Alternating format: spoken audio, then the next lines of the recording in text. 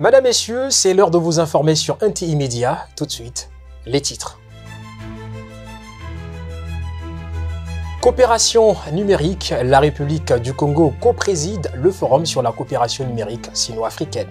Sakana Vacances, deuxième édition du genre, c'était le week-end dernier. Et puis, nous irons à Kinshasa où une bousculade a causé la mort de 9 personnes lors du concert du pasteur chantre Michael Lambaye. Bienvenue à tous. C'est officiel, la République du Congo co-préside le forum sur la coopération numérique sino-africaine qui se déroule du 29 au 30 juillet à Pékin en Chine. Ceci en prélude au forum sur la coopération sino-africaine, très haut sommet des chefs d'État et de gouvernement qui se tiendra les 4 et 5 septembre 2024 à Beijing. Oubliez le stress, quitter la nuisance sonore de la ville, se déconnecter de la télé, du téléphone et des réseaux sociaux pour se connecter à la nature et à nos jeux d'antan, une initiative presque aussi thérapeutique que propose First Communication depuis environ 2 ans. Elle est dénommée Sakana, vive les vacances, et pour sa deuxième édition, les enfants étaient conduits le week-end dernier à Ningina Plage, un site touristique situé à quelques encablures de Pointe-Noire. Ce reportage porte les griffes de Franck Chamat. 10 heures. Enfants, parents et animateurs embarquent pour une nouvelle aventure de Sakana, vive les vacances. Direction Ningina Plage, dans le village Tisanga. Sur la route, impossible de s'ennuyer. Les animateurs n'attendent pas d'arriver à destination pour mettre l'ambiance. Ningina Plage, nous y sommes finalement. Sans attendre, on commence par quelques exercices de relaxation. 3, 4, 5, 6, 7. Et puis, les jeux, à la fois récents et nostalgiques.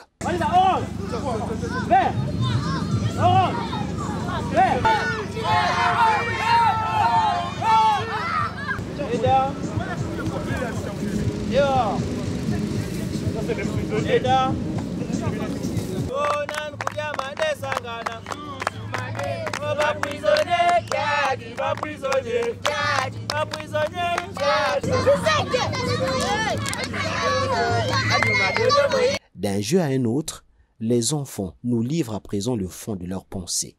Satisfait ou pas? Ça joue le rôle de se déconnecter des réseaux sociaux d'abord, parce que nous, notre génération, elle est habituée à être sur les téléphones, tablettes, télé, mais ça c'est un moment de s'éloigner un peu du téléphone, de jouer en fait des activités culturelles, quoi. Ce que je veux dire, c'est pour t'éloigner d'un écran, c'est pas facile, mais aujourd'hui au moins on peut jouer, on peut manger, on peut se... Donc, oubliez les idées de TikTok, le téléphone, la télé. Au moins, jouer, connaître les nouveaux jeux, connaître de nouvelles personnalités. C'est les jeunes d'aujourd'hui. À la maison, ils ont tout le temps les téléphones.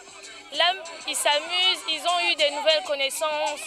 C'est ce qui est bien en ce moment. Quand les enfants sont admiratifs, difficile qu'il n'en soit pas de même pour les parents. Justement, les enfants s'amusent bien, on les voit tous contents. Facilement, les enfants, comme ils ont le contact facile, donc on voit même ceux qui ne se connaissaient pas, ils sont en train de jouer, ils s'amusent. En tout cas, c'est bien, c'est bien. Se ressourcer au bord de la plage à l'air frais et que ça ne fait pas que du bien aux enfants, notamment les parents que nous sommes, ça nous fait un grand bien fou. De respirer l'air marin et surtout de voir que les enfants s'amusent. Loin du bruit, on est calme, on laisse un peu le stress et tout ça. Et là, on pense qu'à s'amuser, comme on dit, Sakana. Donc l'initiative pour moi est très très bonne, sachant qu'on n'a pas des jeux de parc, des trucs en ville. Les animateurs qui ont très bien intériorisé le concept avancent. Donc ça, c'est le moment opportun pour pouvoir se détendre, s'amuser. Et dans chaque grande personne, il a toujours une partie d'enfance qui reste en lui. On oublie même nos origines. Ce que nous faisions avant, s'amuser, comme on le disait vulgairement, les jeux de l'icolo, les jeux de la ligne, et saut à la corde. On a tout oublié. La majorité se sont focalisés sur les téléphones Android. À côté de l'utile, les organisateurs associent l'agréable pour se faire du bien, avant de se dire au revoir et à la prochaine édition. C'était la fête à Kinshasa le samedi 26 juillet. L'artiste de musique gospel Mike Kalambai se produisait pour la première fois en concert au Stade des Martyrs devant pas moins de 160 000 personnes. Une belle ambiance qui malheureusement a été entachée par une bousculade qui a coûté la vie à 9 personnes et causé de nombreux blessés. Lesquels blessés s'étant pressés de rendre visite au soir même de l'accident, le gouverneur de Kinshasa, Daniel Bumba Lubaki, qui fait tour à tour les centres de santé Vigina dont la commune de Lingwala et le centre hospitalier de Ngiringiri. Et selon les responsables de ces hôpitaux cités, le gouverneur aurait même payé les frais médicaux de ces victimes de blessures pour certains et l'étouffement pour d'autres. Restons toujours à Kinshasa où à l'issue de la réunion de crise convoquée le dimanche 27 juillet par le vice-premier ministre de l'Intérieur, au lendemain du drame survenu au Stade des Martyrs lors du concert de l'artiste Mike Kalambai. Il a été décidé de la suspension des activités non sportives dans les stades des Martyrs et Tata Raphaël. Il y a eu une faille de l'organisation qu'il faut absolument corriger, c'est-à-dire anticiper, avançait Roger Kamba, ministre congolais de la Santé à nos confrères de Radio France Internationale.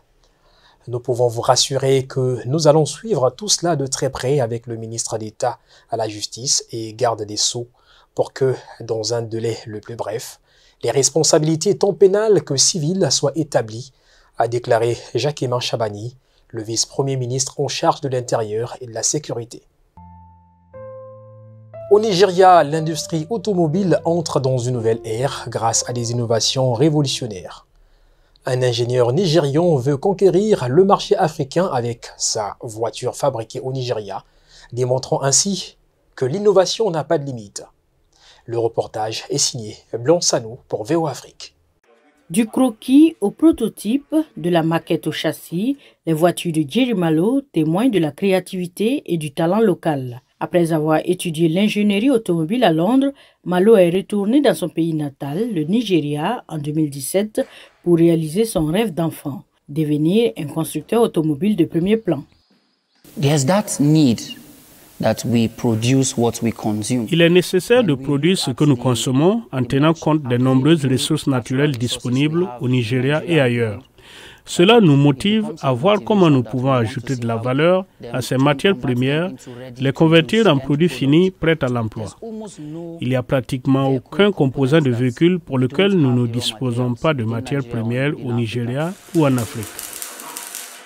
Jerry travaille actuellement sur 2 voitures. Conçues respectivement en 2017 et 2020, les voitures de sport Bernie Puri et Sternum prouvent un concept, une faisabilité et des caractéristiques uniques qui sont conçues pour surmonter les problèmes d'infrastructures routières et électriques en Afrique. C'est un véhicule conçu pour l'environnement africain. En mode sport, la garde au sol est d'environ 7,6 cm et il suffit d'appuyer un bouton de votre tableau de bord pour passer en mode tout-terrain où vous avez environ 35,6 cm de garde au sol. Nous avons également conçu des véhicules intégrés qui stockent de l'énergie capable d'alimenter votre maison. En tant qu'économie émergente, l'industrie automobile du Nigeria dépend fortement des importations. Awa Mustafa, économiste du développement basé à Abuja, est d'accord sur l'énorme potentiel économique des marques nationales. Si nous avons une industrie automobile au Nigeria, ce sera l'occasion de valoriser les matériaux du pays. Cela signifie qu'il y aura une valeur ajoutée dans cette chaîne industrielle. Des emplois seront créés. Parallèlement à la création d'emplois, les compétences seront également améliorées. En fait, nous aurons également la possibilité d'acquérir de nouvelles compétences. L'indice mondial de l'innovation classe des pays comme le Nigeria au bas de l'échelle de l'innovation. Joshua Samuel, expert en automobile, dit que le manque d'investissement dans la technologie en est la cause. Il souligne la nécessité de rénover des projets tels que l'industrie sidérurgique d'Ajakuta afin d'accroître l'approvisionnement en matières premières de fabricants comme Jerry Malo. Si Ajaokuta devient opérationnel, imaginez le fer que nous produirons. Vous obtiendrez du fer sur mesure, adapté à vos besoins, parce que c'est notre pays. Avec des industries robustes comme l'automobile, pourquoi aurais-je encore besoin d'une vieille voiture? Le travail de Malo montre ce qui est possible avec des ressources locales et de la détermination. Mais cela n'a pas été facile. Le projet est confronté à des défis tels que des ressources pour la recherche et des financements limités. Malo a lancé le Brainstorm en février 2024 et attend des fonds pour lancer le produit sur le marché. Malgré ces obstacles, M. Malo et son équipe de 50 jeunes innovateurs sont convaincus que leur aventure dépasse la simple construction de voitures. Il s'agit de créer un avenir où les capacités d'ingénierie du Nigeria pourront prospérer et jouer un rôle de premier plan. Le Parlement turc a approuvé la demande du président Erdogan de déployer des forces navales en Somalie pour une période de 2 ans. Il fait suite à un accord de défense et économique de 10 ans signé entre les deux pays plus tôt cette année. Reportage de CGTN, média partenaire. Le ministre somalien de la Défense a déclaré à CGTN que cette décision témoigne d'un engagement mutuel à relever les défis et à promouvoir une région plus sûre. Le 18 de ce mois, Mogadiscio et Ankara ont également signé un accord qui permettra à la Turquie de mener des activités d'exploration pétrolière et gazière dans 3 blocs au large des côtes somaliennes. L'envoi du navire de recherche est prévu pour la fin du mois de septembre.